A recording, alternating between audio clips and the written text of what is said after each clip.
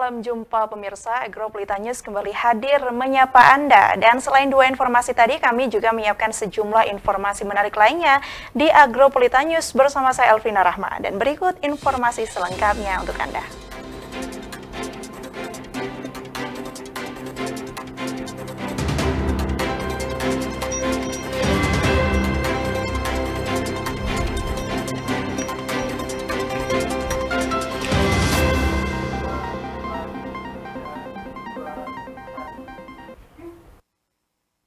Oleh Agro Pelita News hari ini, dan berikut kami rangkum berita seputar Malang Raya dalam News 60 Detik.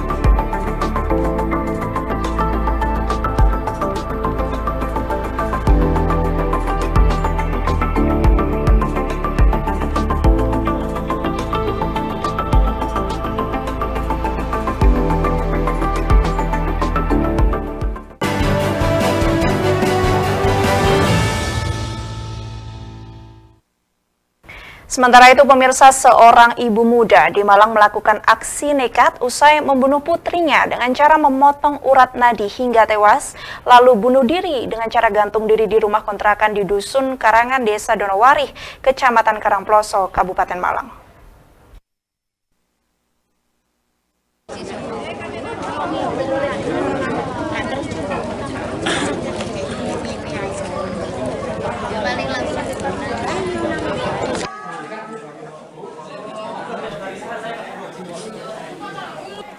Beginilah suasana juga di lingkungan rumah kontrakan pasca seorang ibu muda membunuh putrinya lalu bunuh diri di Dusun Karangan, Desa Donowari, Kecamatan Karangploso, Kabupaten Malang.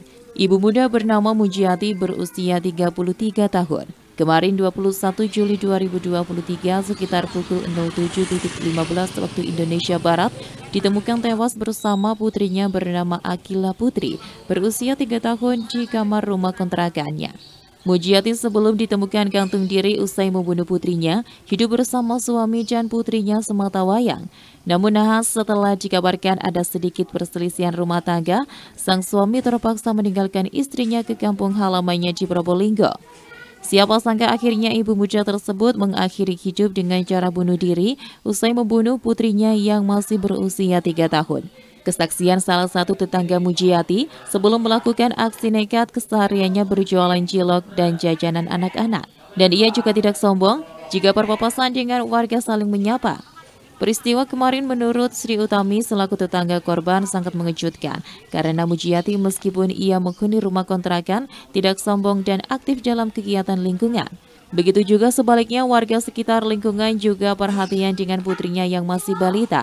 Bahkan jika putrinya bermain membaur dengan anak-anak kecil yang lainnya. Kesehariannya ibu rumah tangga, terus punya usaha ini dagang cilok sama tempura sama jajan-jajan anak kecil gitu. Sudah, kalau terhitung sudah 3 tahunan. 3 tahun. Tapi ya sudah lupa mulai bulan kapan ini nggak tahu. Baik, orangnya baik. Anaknya juga kalau main keluar ya nggak apa-apa, nggak ada apa-apa gitu loh Mas, nggak tertutup orangnya itu baik. Iya sering ikut tahlil, jamaah itu sering ikut. Ketemu juga nyapa gitu ya? Ya, ketemu tetangga ya nyapa, ya akrab seperti orang sini. Intinya nggak tertutup ya? Nggak tertutup. Sementara untuk mengetahui pasti motif di balik peristiwa ibu muda bunuh diri dengan cara gantung diri usai membunuh putrinya, kini masih dalam penyelidikan aparat kepolisian Resor Malang. Dari Kabupaten Malang, Yan ATV melaporkan. Pemirsa, sebagai upaya untuk mempermudah masyarakat dalam pelayanan pajak, pemerintah Kota Batu melalui Badan Pendapatan Daerah atau Bapenda meluncurkan aplikasi ESPPT PBB yang diresmikan secara langsung oleh PJ Wali Kota Batu Aris Agung Paewai. Adanya aplikasi ESPPT PBB tersebut diharapkan dapat memberikan berbagai kemudahan bagi masyarakat dalam memenuhi kewajibannya membayar pajak secara digital.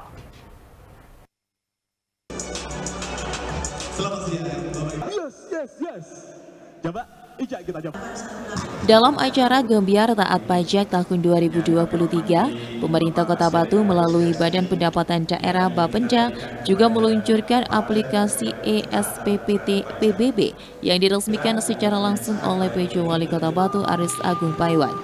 Aplikasi ESPPT PBB sendiri berfungsi untuk mempermudah pelayanan pajak secara digital, seperti pembayaran SPPT PBB Mandiri, mengecek tunggakan dan mengetahui pajak terhutang bumi dan bangunan PBB yang harus dibayarkan wajib pajak.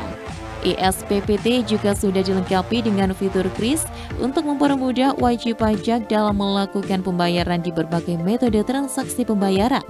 PJ Wali Kota Batu Aris Agung Paewai memberikan apresiasi kepada seluruh objek pajak, baik masyarakat maupun perusahaan, karena lewat event Gebiar Taat Pajak ini menjadi niatan dari pemerintah daerah kepada masyarakat dan perusahaan untuk terus meningkatkan kesadaran akan pentingnya membayar pajak sebagai tanggung jawab bersama dalam pembangunan Kota Batu. Lebih lanjut terkait adanya aplikasi SPPT PBB tersebut, diharapkan dapat memberikan berbagai kemudahan bagi masyarakat dalam memenuhi kewajibannya membayar PBB. PJ Wali Kota Batu menambahkan bahwa kegiatan Gebiar Taat Pajak ini bukan sekedar kegiatan seremonial, melainkan lewat kegiatan ini bisa menggugah masyarakat akan pentingnya taat pajak, terlebih perolehan pajak nantinya juga akan kembali ke masyarakat. Sektor pajak ini sangat menentukan terhadap peningkatan PAD kita, terutama untuk fiskal daerah. Kalau PAD meningkat, taat pajak meningkat, artinya untuk kembali kepada masyarakat dalam bentuk pembangunan dan juga pelayanan kepada masyarakat juga akan semakin meningkat. Maka oleh sebab itu, kegiatan ini bukan hanya kegiatan seremonial, sebenarnya kegiatan untuk menggugah kita kembali bahwa pentingnya taat pajak. Dan insya Allah kalau kita taat pajak, maka yakin nanti masyarakat kita yang miskin akan sangat terbantu. Masyarakat yang kita yang kurang mampu akan terbantu, terutama di bidang pendidikan, kesehatan, dan juga tingkat taraf hidup. Nah, ini semua yang kita lakukan bagaimana meningkatkan itu. Dari Kota Batu, Violan Iwanja, ATV melaporkan. Dan pemirsa, usai jeda berikut kami akan segera kembali. Untuk itu tetaplah bersama kami di Agropolitan News.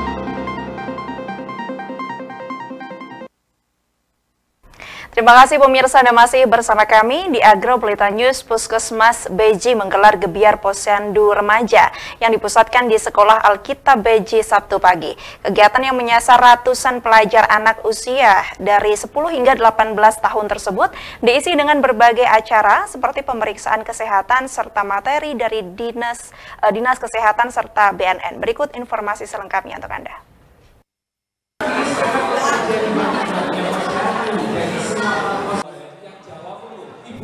Usia remaja adalah peralihan menuju dewasa. Di usia remaja, seseorang mengalami banyak tantangan, baik dari diri sendiri maupun lingkungan. Apabila remaja tidak memiliki kemampuan untuk menghadapi tantangan tersebut, mereka dapat berakhir pada masalah kesehatan sebagai akibat dari perilaku beresiko yang mereka lakukan. Hal inilah yang membuat Puskesmas Beji terus rutin menggelar kegiatan posyandu remaja sebagai salah satu bentuk upaya kesehatan bersumber daya masyarakat atau UKBM yang dikelola oleh untuk dan bersama masyarakat, termasuk remaja dalam penyelenggaraan pembangunan kesehatan guna memberdayakan masyarakat dan memberikan kemudahan dalam memperoleh pelayanan kesehatan. Dr. Sri Widiawati, Ketua Panitia Gebiar Posyandu Remaja Puskesmas Beji menjelaskan, pada gebiar kali ini Puskesmas Beji kembali menggelar posyandu remaja yang dipusatkan di Sekolah Alkitab Beji. Ada banyak pelayanan dalam posyandu remaja ini, mulai dari pelayanan kesehatan hingga konseling. Semuanya ditangani oleh tenaga ahli yang sesuai bidangnya. Posyandu remaja yang sudah terbentuk dipantau dan dibina oleh petugas pemegang program KRR atau Kesehatan Reproduksi Remaja dan program promosi kesehatan yang ada di Puskesmas Beji. Petugas melakukan monitoring dan evaluasi pelaksanaan posyandu remaja dengan menghadirkan segala unsur yang ada di desa. Jadi nanti untuk gebiar ini, anak-anak itu ada dikasih 2 materi, yaitu dari BNN, masalah dan juga dari KB-nya, jadi masalah reproduksi kesehatannya untuk anak-anak. Jadi seperti itu. Harapannya apa Bu? Harapannya anak-anak mengenal sejak dini. Jadi anak-anak itu sudah tahu bahwa nanti anak-anak adalah sebagai kader yang ada di desa. Jadi anak-anak itu nanti yang mana anak-anak ini menjadi ujung tombaknya yang ada di desa, bahwa ini loh remaja, ayo kita sama-sama bahwa kita harus tahu ini semua. Jadi Sementara Kepala Dinas Kesehatan Kota Batu DRG Kartika Trisulandari dalam sambutannya mengapresiasi positif kegiatan gebiar posyandu remaja di Puskesmas Beji. Menurutnya, kaum remaja milenial saat ini sangat rentan akan budaya coba-coba, baik makanan, minuman, atau hal lain yang belum tentu cocok untuk dikonsumsi atau bahkan dilarang. Dari segi itulah, posyandu remaja sangat penting perannya untuk membentengi remaja agar tetap sehat baik dari fisik maupun mental. Tidak hanya pemeriksaan kesehatan saja, namun posyandu remaja diharapkan dibarengi dengan kegiatan seperti seminar kesehatan dan konseling, agar remaja lebih paham dan bisa menggali potensi para remaja, serta memberikan wawasan kepada mereka mengenai kesehatan. Berbagai pihak harus ikut dilibatkan dalam posyandu remaja ini, tidak terkecuali dari Badan Narkotika Nasional, untuk bisa memahamkan kepada remaja agar tidak sampai mengenal apalagi mencoba obat-obatan terlarang narkoba. Diharapkan dari adanya gebiar posyandu remaja ini, peserta pelajar menjadi agen perubahan lebih baik, menjaga kesehatan, dan menjadi remaja positif bebas narkoba. Dari Kota Batu, Saiful Akbar, ATV melaporkan. Sementara itu, pemirsa, bertepatan dengan Hari Anak Nasional, Komunitas Taman Belajar Anak atau KTBA dengan mengadakan Festival Hari Anak Nasional 2023 dengan penuh semangat dan juga kegembiraan. Acara yang digelar di SD Islam Al-Huda, Kota Batu menyatukan puluhan anak-anak dari berbagai kalangan untuk bersama-sama menikmati momen bahagia dan juga berkesan.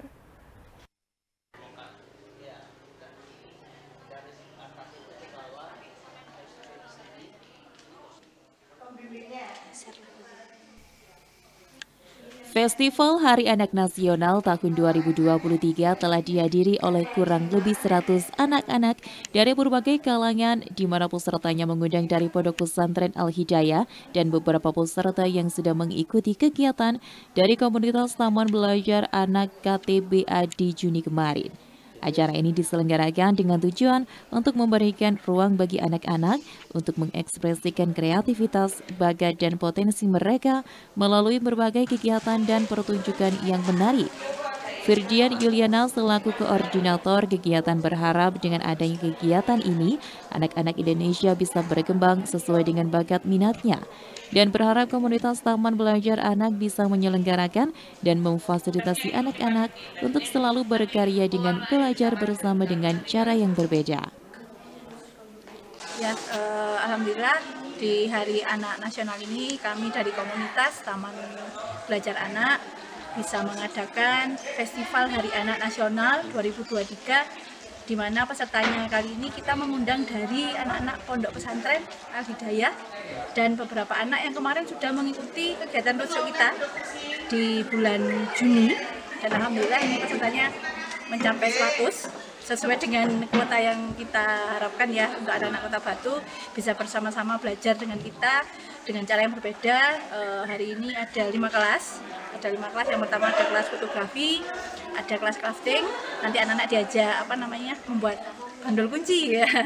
Lalu yang di kelas melukis, lalu ada kelas batik, dan ada juga kelas desain. Nanti anak-anak diajar untuk membuat pin gitu. Jadi konsep kita memang memfasilitasi anak untuk belajar bermakna ya, tidak hanya sekedar tampil action gitu aja, tapi anak-anak pulang membawa sesuatu yang berharga untuk mereka nantinya. Oh, ternyata bakat saya di sini, minat saya di sini gitu. Jadi kita dari komunitas Taman Belajar Anak KTBA memfasilitasi anak-anak untuk itu, beserta dengan teman-teman semuanya dari komunitas guru belajar Nusantara juga ikut andil di sini membersamai anak-anak.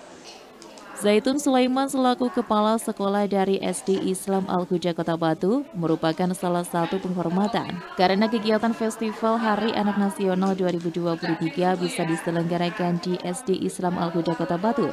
Dan adanya kegiatan ini, anak-anak bisa mengembangkan hal-hal yang dipelajari di kegiatan ini. Pendapat secara kami pribadi di Guru Islam Al-Huda ini, alhamdulillah ini sebagai satu bentuk penghormatan kepada kami karena memang belum pernah ada kegiatan Islam dulu seperti ini.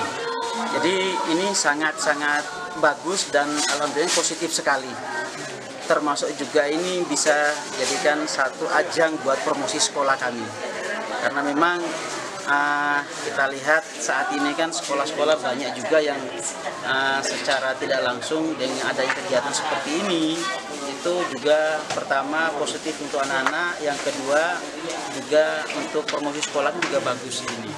Jadi good lah, intinya good. Harapan saya dengan kegiatan ini mudah-mudahan anak-anak bisa tambah pengalamannya baik dalam dunia pendidikan ataupun dari kreativitasnya siswa sendiri, agar dari kegiatan-kegiatan ini anak-anak bisa mengembangkan di luar nanti. Ketika mereka sudah lulus, mereka sudah punya setidaknya keahlian, baik itu dalam segi desainer ataupun membatik ataupun pengalaman-pengalaman lain yang mereka dapat di kegiatan ini. Kegiatan Festival Hari Anak Nasional 2023 dibagi menjadi 5 taman kelas pembelajaran, yaitu ada Taman Batik, Taman Fotografi, Taman Melukis, Taman Desain, dan ada Taman Crafting. Dari Kota Batu, Vicky ATV melaporkan. Dan pemirsa, jangan beranjak dulu dari tempat duduk Anda karena usai jeda berikut kami akan segera kembali. Tetaplah di Agropelita News.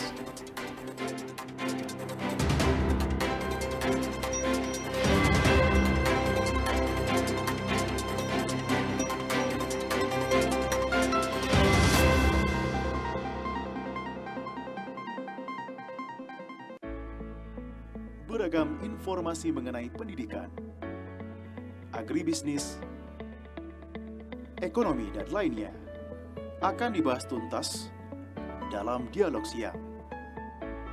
Setiap hari Rabu, Kamis, dan Jumat, jam 1 siang, hanya di ATV.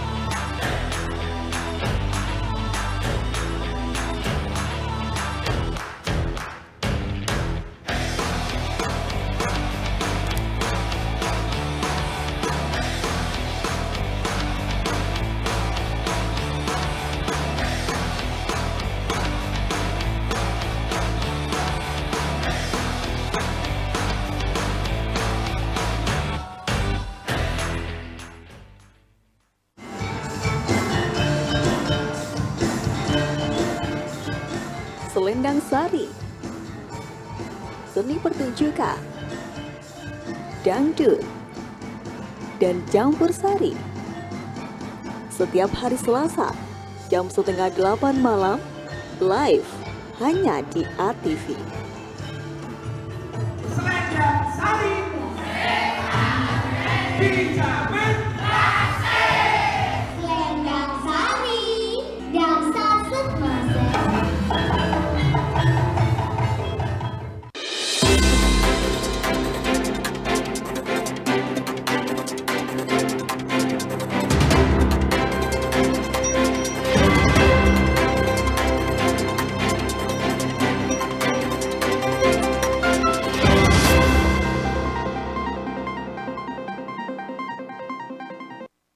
Terima kasih pemirsa, Anda masih bersama kami di Agropolitan News, dan bertepatan dengan hari jadinya yang ke-113, pemerintah Desa Sumberjo untuk kesekian kalinya menggelar Liga Desa yang kali ini diberi nama dengan Liga Desa Super Sumberjo Perfect. Opening ceremony berlangsung meriah yang ditandai dengan kick-off oleh Kepala Desa Sumberjo, ada Ketua Askot PSSI Kota Batu, Wakil Ketua DPRD Kota Batu, dan juga Ketua Badan Liga Sumberjo.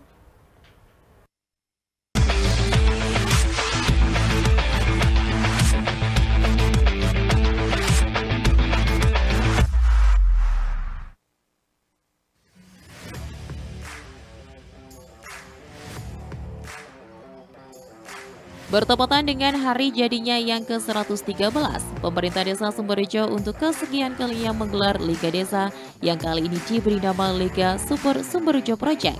Opening ceremony berlangsung meriah yang ditandai dengan kick-off oleh Kepala Desa Sumberjo, Ketua Askot PSSI Kota Batu, Wakil Ketua DPRD Kota Batu, dan Ketua Badan Liga Sumberjo. Tendangan kick-off difokuskan ke sebuah bola raksasa yang berada di tengah lapangan yang menandai berlangsungnya pertandingan Liga Super 2023 di Desa Sumberjo. Ratusan warga pun tumpah ruah memadati lapangan Gelora Sumberjo Kota Batu. Mereka secara langsung menyaksikan kemeriahan pembukaan Liga Desa Sumberjo yang digelar pada Sabtu sore 22 Juli 2023. Tatak Purwoto selaku Humas Panitia Liga menjelaskan, Liga Desa Sumberjo berlangsung mulai 22 Juli hingga 27 Agustus nanti. Kompetisi diikuti oleh 16 klub perwakilan masing-masing dusun di Desa Sumberjo dengan sistem permainan setengah kompetisi. Diikuti oleh 16 tim, 10 tim mewakili 10 RT yang ada di Dusun Sumberjo, 2 RW mewakili Dusun Sumbersari, dan 4 klub mewakili 4 RW Dusun Sandrea. Dalam opening seremoni Liga Desa Sumberjo dihadiri langsung oleh Ketua PSSI Kota Batu Ganis Rumpoko, serta Wakil Ketua DPRD Kota Batu Nur Rahman, dan tokoh legendaris pemain sepak bola yang juga pendiri klub Palapa Markus Sulistyo. Sementara Kadis Sumberjo Rianto menjelaskan, Liga Desa Sumberjo merupakan salah satu rangkaian memeriahkan Selamatan Desa Sumberjo ke-113. Kompetisi ini digelar rutin setiap tahun, kali ini sudah menginjak tahun ke-16 penyelenggaraan. Tujuan utamanya untuk merekatkan kerukunan masyarakat, terutama generasi muda Desa Sumberjo. Ya, terima kasih. Untuk tahun 2023 ini kembali digelar bersamaan dengan hari ulang tahun Desa Sumberjo yang ke-113. Alhamdulillah pada tahun ini prosesi rupanya semakin membaik dari tahun ke tahun. Harapan kami dari pemerintah desa ingin ada perubahan dalam arti baik teknis maupun kualitas yang ditampilkan, sehingga sepak bola di desa kita ini selain menjadi olahraga menjadi salah satu panutan tuntunan bagi masyarakat kita ini. Dari Kelurahan Desa Sumberjo, Kota Batu, Saiful Akbar, Newsport ATV melaporkan.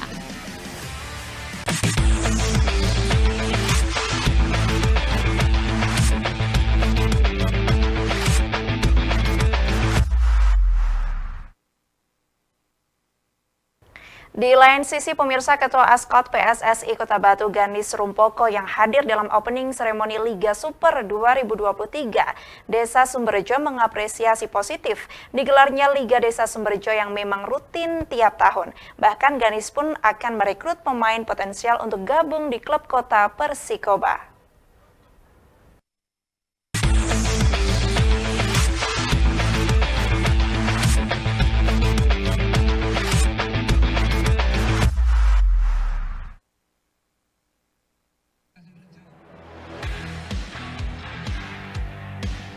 Sementara Ketua Askot PSSI Kota Batu Ganis Rumpoko yang hadir dalam opening seremoni Liga Super 2023 Desa Sumberjo mengapresiasi positif digelarnya Liga Desa Sumberjo yang memang rutin tiap tahun. Bahkan Ganis pun akan merekrut pemain potensial untuk gabung di klub kota Persikoba. Selaku Ketua PSSI Askot Kota Batu, saya apresiasi sekali dan mengucapkan terima kasih atas bergelarnya Liga Sumberjo ini, yang mana berarti membantu kegiatan PSSI dalam pembinaan di desa-desa. Tentu saja kami akan support penuh, support total dari PSSI ketika ada desa-desa yang melakukan kegiatan serupa. Kedepannya harapannya semoga desa-desa yang lain juga bisa rutin menggelar kegiatan seperti ini. Kalau seumpama kita melihat ada potensi-potensi yang ada di desa-desa, akan kami panggil untuk ikut di tim kami di Porprov atau mungkin bisa di Persikoba juga. Sementara sebagai tokoh masyarakat asli Desa Sumberjo sekaligus Wakil Ketua DPRD Kota Batu dari fraksi PKB, Nur Rahman selalu memantau perkembangan olahraga sepak bola di desanya yang semakin tahun semakin berkembang dengan bermunculan pemain-pemain muda yang cukup potensial. Nur Rahman menegaskan gencarnya kompetisi mulai tingkat bawah membawa dampak terhadap ekosistem sepak bola yang berkualitas di Kota Batu, sehingga menciptakan regenerasi dalam mencetak talenta-talenta muda di bidang olahraga sepak bola. Dan pada Liga Super atau Sumberjo Perfect 2023 ini, atas nama pribadi dan sebagai Wakil Ketua DPRD, mempersembahkan piala bergilir APA Champion berwarna kuning emas dengan desain cukup elegan untuk sang juara satu pada Liga Super 2023 tahun ini. Baik, terima kasih. Saya bagian dari warga masyarakat Desa Sumberjo, maka saya memberi apresiasi terhadap semua klub, BLS dan pemerintah desa, sehingga saya persembahkan gitu ya, sebuah piala bergilir yang ini dimaksudkan untuk memberikan semacam daya tarik, lebih memberi semangat, memotivasi, tidak hanya pada pemain-pemain bola yang mewakili, supaya sekolah sepak bola yang ada di Desa Sumberjo, kemudian klub-klub yang ada di Desa Sumberjo, ini supaya lebih semangat lagi di dalam mengedukasi para pesepak bola juga, memberikan pelatihan-pelatihan begitu. Dari Kota Batu, Saiful Akbar, Newsport ATV melaporkan.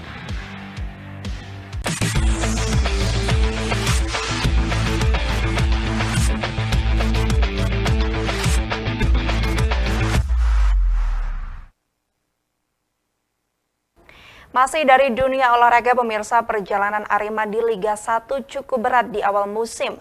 Rangkaian hasil minus menjadi batu sandungan Arema di klasemen Liga.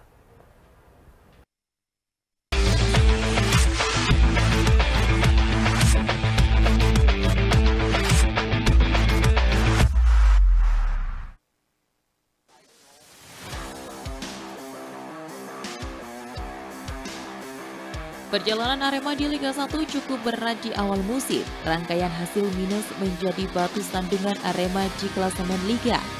Sebelum laga Liga 1 dimulai, pelatih Arema Joko Susilo pernah menyinggung soal kondisi tim Arema di musim ini. Dirinya mengatakan bisa jadi Arema adalah tim paling kompleks dan tidak ideal dari tim lain. Pasalnya selain harus menang setiap match, Arema kini harus membangun tim dengan 50% wajah baru. Ditambah dengan kerap main di luar kandang menambah tantangan bagi Singo Edan. Kondisi seperti ini, Arema sangat butuh peran dan dukungan dari keluarga, tak lain dan tak bukan adalah Aremania, supporter Arema. Yang nggak ideal kan cuma Arema, ya kan? Kita fair, ya kan? Ini situasi yang mungkin tidak normal, makanya kita harus mempersiapkan tim juga tidak normal, mempersiapkan pemain-pemain yang tidak normal, mempersiapkan pelatih juga tidak normal. Artinya bukan tidak normal apa sakit, bukan, tidak normal di atas dari normal, itu harus lebih, ya kan? Tidak normal kita main di luar kok, ya kan? Ayo, kita mau seperti tahun dulu, kita itu juara 2010, loh itu normal kita situasinya, ini tidak normal. Kita juga mengharap sekarang, kemarin tanya apa yang kita harapkan sekarang itu butuh, kalau situasi begini butuh adalah dukungan dari keluarga. Dukungan dari keluarga siapa? Ya, itu Aremania, dukungan kita. Kita butuh Aremania yang juga nggak normal juga, ya kan, situasi ini masih tetap kita itu yang super dari di atas normal. Hingga pekan keempat, Arema belum keluar dari lubang jarum setelah kalah 1-3 lawan Bali United. Pelatih berharap Arema akan segera kembali ke trek juara musim ini. Dari Kota Malang, Jawa Timur, Dion Arista, News Sport ATV melaporkan.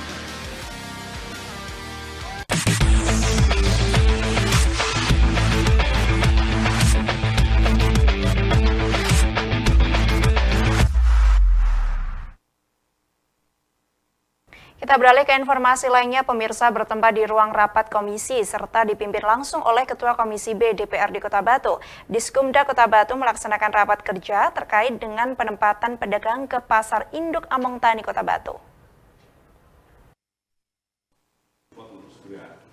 Bukan kami tidak mau pindah, tapi regulasinya harus mendukung. Bertempat di ruang rapat komisi serta dipimpin langsung oleh Ketua Komisi B DPRD Kota Batu. Diskumda Kota Batu melaksanakan rapat kerja terkait dengan penempatan pedagang Pasar Induk Among Tani Kota Batu.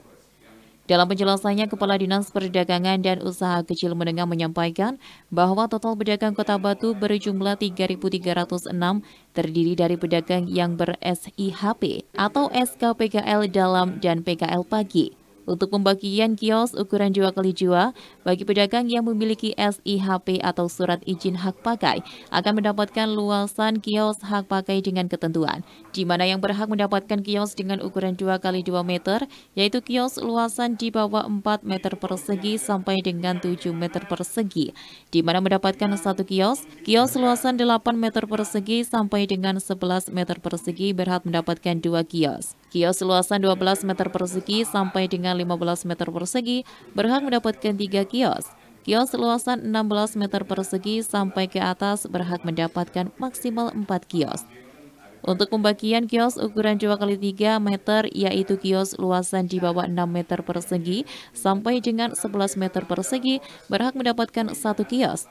Kios luasan 12 meter persegi sampai dengan 19 meter persegi berhak mendapatkan 2 kios.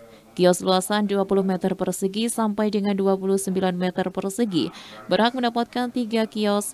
Kios luasan 30 meter persegi sampai ke atas berhak mendapatkan maksimal 4 sampai dengan 5 kios tergantung luasan dan ketersediaan bangunan. Khusus untuk perhiasan, pembagian kios ukuran 2x3 meter dan 3x4 meter, yaitu kios luasan 3 meter persegi sampai dengan 11 meter persegi, berhak mendapatkan 1 kios 2x3 meter. Kios luasan 12 meter persegi sampai dengan 22 meter persegi, berhak mendapatkan 2 kios 2x3 meter. Kios luasan 21 meter persegi sampai dengan 29 meter persegi berhak mendapatkan 2 kios 3x4 meter. Kios luasan 30 meter persegi sampai ke atas berhak mendapatkan 3 kios 3x4 meter. Selain itu, jika persediaan kios dengan ukuran tertentu sudah tidak dapat mengakomodir ukuran yang dibutuhkan, maka akan disesuaikan dengan ukuran kios mendekati luasan yang dibutuhkan. Untuk pembagian los bagi pedagang yang memiliki SIP atau surat izin pemakaian dan terdata akan mendapatkan luas los hak pakai dengan ketentuan, yaitu pedagang dengan luasan 1,5 meter persegi sampai dengan 3 meter persegi berhak mendapatkan 1 los dengan ukuran 1,5 x 2 meter. Pedagang luasan 4 meter persegi berhak mendapatkan 1 los 2 x 2 meter. Bagi PKL dalam berhak mendapatkan hak 1 los dengan ukuran 1,5 x 2 meter. Proses pembagian kios atau los akan dilaksanakan oleh pemerintah Kota Batu dengan cara melakukan pengundian nomor kios atau los berdasarkan data pedagang yang terdata di Dinas Koperasi Usaha Mikro Perindustrian dan Perdagangan Kota Batu, sesuai hak dan ketentuan yang diberlakukan oleh pemerintah Kota Batu.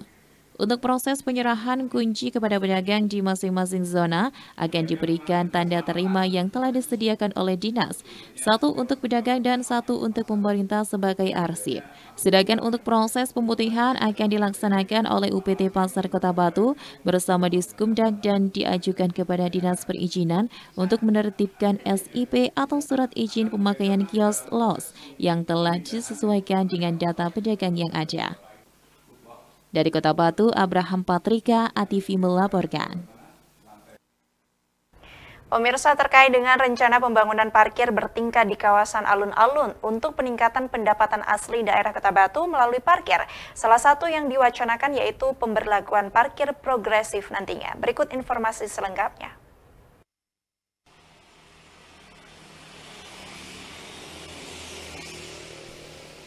Terkait dengan rencana pembangunan parkir bertingkat di kawasan alun-alun untuk peningkatan pendapatan asli daerah Kota Batu melalui parkir, salah satu yang diwacanakan yaitu pemberlakuan parkir progresif nantinya. Disampaikan oleh Kepala Dinas Perhubungan Kota Batu Imam Suryono bahwa kapasitas parkir di salah satu titik lokasi yang rencananya akan digunakan untuk parkir bertingkat di Jalan Kartini untuk kendaraan roda 2 yaitu sekitar 1.131 kendaraan tiap harinya. Tetapi melihat intensitas kendaraan dan proses keluar masuk kendaraan, dapat dipastikan pendapatan yang diterima bisa lebih dari jumlah kapasitas tersebut. Selain itu, jika nantinya sudah ada parkir bertingkat, Dinas Perhubungan sendiri akan memberlakukan biaya parkir progresif. Hal ini dilakukan untuk menghindari adanya kecurangan parkir kendaraan, di mana ada kendaraan yang diparkir dan ditinggal oleh pemiliknya mulai pagi sampai malam hari. Oleh karena itu, hal yang seperti ini perlu diantisipasi dengan pemberlakuan parkir progresif nantinya.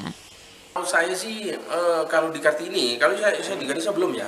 Di Ganesha itu menampung sepeda motor itu 1.131 tiap hari. Tapi kan tidak itu. Plek langsung mulai pagi sampai kan enggak gitu. Kan intensitasnya kan duduk keluar masuk itu kan bisa lebih dari itu sebetulnya. Kemudian nanti kalau sudah ada parkir bertingkat, itu nanti tentu progresif lah. Untuk menghindari apa? Kadang-kadang ditaruh di situ ditinggal mulai pagi sampai malam, bayarnya tetap. Nah, itu harus ada progresif lah, tiap 2 jam ada ini seperti itu. Dari Kota Batu, Abraham Patrika, ATV melaporkan. Dan pemirsa, berikut kami tampilkan perakiraan cuaca pada edisi Selasa 25 Juli 2023 untuk daerah Malang Raya dari Badan Meteorologi, Klimatologi, dan Geofisika Stasiun Klimatologi Kelas 2 Malang. Dan informasi ini sekaligus menutup perjumpaan kita pada Agro Pelita News edisi hari ini. Mewakili seluruh kerabat kerja yang bertugas, saya Elfrina Rahma mengucapkan terima kasih atas kebersamaan Anda dan sampai jumpa.